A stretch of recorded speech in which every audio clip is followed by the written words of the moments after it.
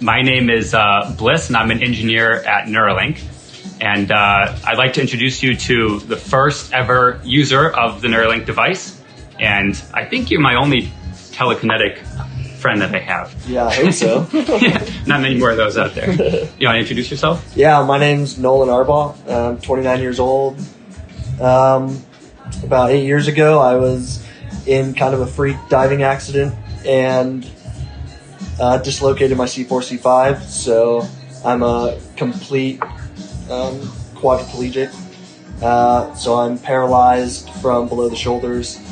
I have no sensation or movement below my level of injury, so below my shoulders. While he's been introducing himself, let me just flip the camera on so you can see what Nolan's been doing.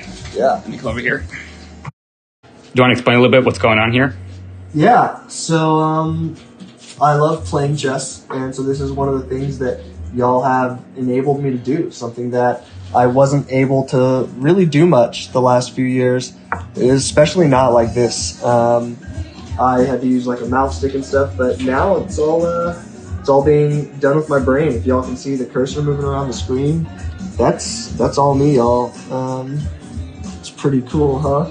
Actually, can you pause the song just for the audio coming through? And that was also done with your brain? Yep. It's all brain power up there. Can you explain a little bit just to people who maybe don't have any context on this field or what's going on here? Yep. How are you able to actually move the cursor? Yeah, so we started out with trying out a few different things. We basically went from what we call kind of differentiating, like imagined movement versus attempted movement. So a lot of what we started out with was attempting to move. So I would attempt to move, say, my right hand, left, right, forward, back to move. And from there, I think it just became intuitive for me to start imagining the cursor moving. Basically, it was like using the force on a cursor, and I could get it to move wherever I wanted. Just stare somewhere in the screen, and it would move where I wanted it to, which was such a wild experience. This guy wants to know if you feel like a wizard. Yeah, right. It's crazy. It really is. It's so cool. I'm so freaking lucky to be a part of this and stuff. I mean, every day it seems like we're learning new stuff, and I just can't even describe how cool it is to be able to do this. Do you want to briefly talk about a little bit, I guess, what have you been using this for outside of these sort of research sessions, or when you're just playing chess? What are some other things you've been getting value from this from? Yeah, so one of the first times y'all gave me complete control over this, I actually stayed up until, like 6 a.m. playing Civilization 6. It was worth it, I guess is the best way to put it.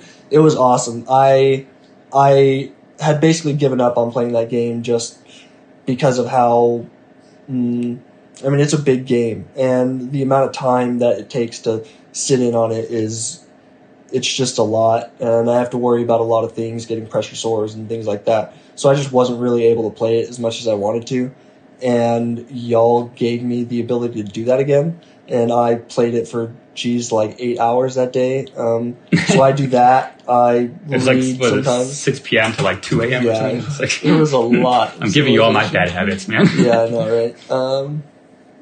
Yeah, it was awesome. So I did that. I read. I like learning languages. I'm learning like Japanese right now. I'm learning a bit of French.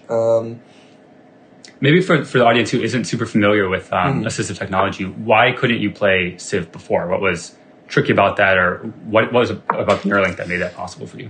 Yeah, so one of the big things, honestly, was that I think I just got checkmated.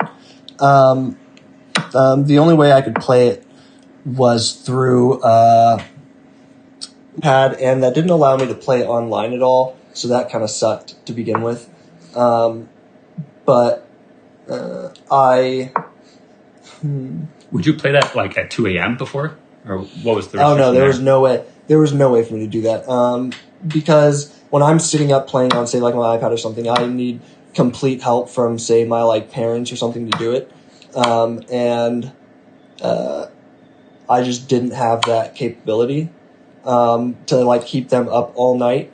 That's just not something I would ever want to do. So basically, I would have to go down and everyone went to bed in my house, my brother, my parents, something like that. And then on top of that, I can only play for a few hours at a time because, I have to worry about pressure sores and stuff. I have to be readjusted. I have to do weight shifts, things like that. Just things that come with being a quadriplegic and stuff. So it just wasn't really feasible for me to play a full game or anything. And now I can literally just lie in bed and play to my heart's content. Honestly, the biggest restriction at this point was having to wait for the implant to charge once I used all of it. So play for 8 hours, have to get off and let it charge for a while, and then hopefully be able to play some more. But it's been awesome. It's been so cool. And I'm kicking ass too. So in this chess game too. It's well, I don't know if I'm going to win this chess game, but we'll see. And then maybe just one final question. Your mom was showing me a bunch of pictures of you in different Halloween costumes over the years. It's something that you go nuts on. So now that you have actual, force control over stuff, I guess that opens up the possibility space there a bit. What are you thinking to dress up as this year? I mean, something my friends and I have been wanting to do for a while. I think I'm going to be Professor X. I think that's pretty fitting. Not only because he's in a wheelchair, and I think that just obviously fits perfectly, but now I'm actually a telekinetic, basically. Yeah, and so it's going to be cool. It's going to be real cool. My friends and I are really excited You're going to about it. freak people out when you trick or treat. I know, right? Okay, I think that's it for today. Anything else you wanted to add before signing off? We got more work to do. A lot to learn about the brain here. Yeah, I mean, it's not perfect. I would say that we have run into some issues. I don't want people to think that it is this is the end of the journey. There's still a lot of work to be done. But it has already changed my life. And I think that people who are thinking about, applying for the human trials or are thinking about, finding some way to help out with this, to, do your part. And that's the reason I got into it, was because I just wanted to help. I wanted to be a part of something that I feel like is going to change the world. I think there's nothing to be afraid of with that. The surgery was super easy. I literally was released from the hospital a day later. I have no cognitive impairments. Well, I guess none that were caused by the surgery. I beat you in chess once, so Yeah. I do have a pretty good record in chess right now. As far as just yeah, but I just think that it's really awesome. And I want to thank Neuralink for doing this, for working hard every day to make this, a reality. I think that they are going to change the world. Be a part of it.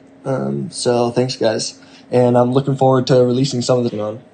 Yeah, so I guess we're going to end here, but we're going to plan to release more in the coming days. So if you want to stay in touch with what's going on here and hear more from Nolan and his work, just follow along here on Twitter.